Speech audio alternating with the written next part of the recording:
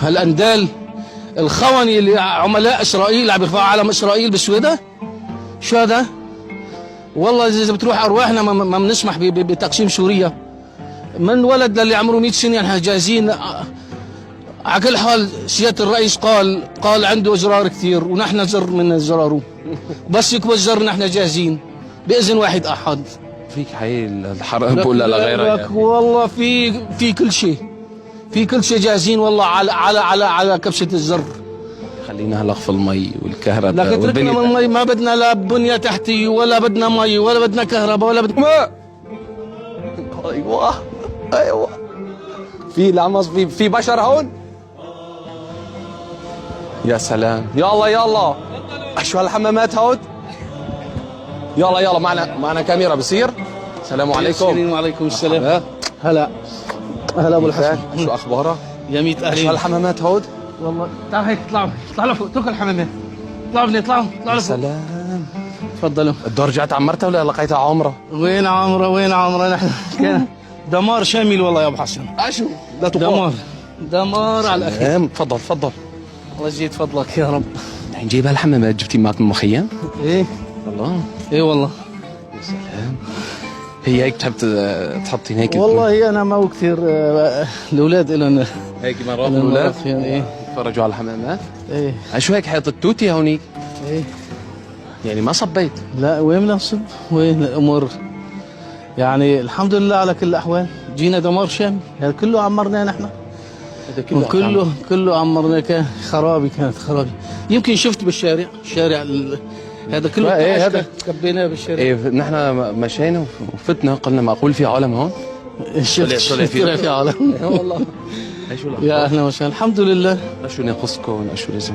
لك ما ناقصنا شيء، ناقصنا رحمة رب العالمين وبس تتحسن هالاوضاع.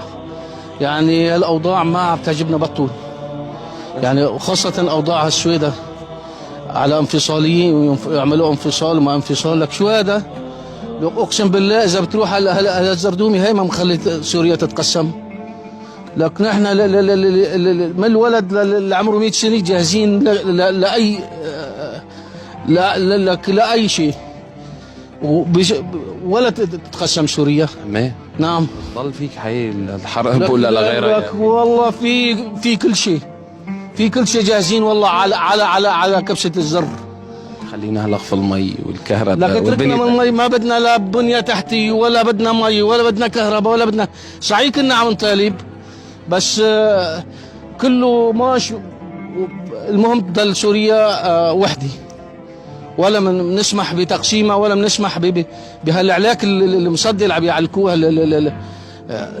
هالاندال الخوني اللي عملاء اسرائيل عم يرفعوا علم اسرائيل بالسويدة. شو هذا؟ والله اذا بتروح ارواحنا ما بنسمح بتقسيم سوريا. من ولد للي عمره 100 سنه نحن جاهزين. على كل حال سياده الرئيس قال عنده ازرار كثير ونحن زر من زراره. بس يكبر الزر نحن جاهزين باذن واحد احد. لك ينصر دينك.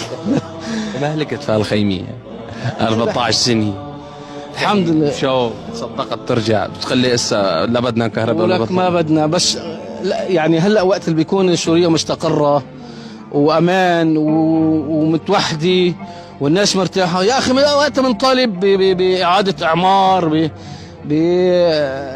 يعني بنيه تحتيه. بس ليك ايش عم يصير فينا؟ يعني كل ما عم نقول يا رب تحسنت شوي بيطلعوا لنا دور قصد، دور الدروج. والله العظيم شيء بجنن يا رجل. ايش هذا؟ انت اليوم متابع الاخبار؟ لك ايه شفت الاخبار عم بيطلبوا والله قال بدي ينفصلوا عن سوريا. شيء بجنن لك والله. ايش والله كيف عم بتدبر امورك هلا؟ والله على الله الحمد لله. ما يعني شفت الطريق مسكر والله. بنطلب الصهريج غصب ليجي، لانه بيرجع رجوع ناري. بيوصل لهون ولا يرجع ناري. الحمد لله على كل الاحوال. ايش بنسوي؟ بس كله في سبيل انه نحن نعمر هالارض، نعمر هالضيعه ونعمر. نحن شفت يعني من ريف المعرة كله الشرقي والغربي دمار شامل يعني. بدي اساله امين.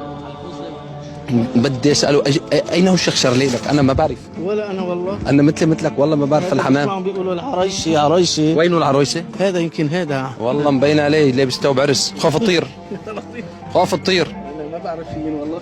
ابو محمد عنده خبره فيهم. طيب عمي سؤال، ايش قد عدد شهداء اهالي كفر روما؟ والله يمكن حوالي يعني فوق ال 800.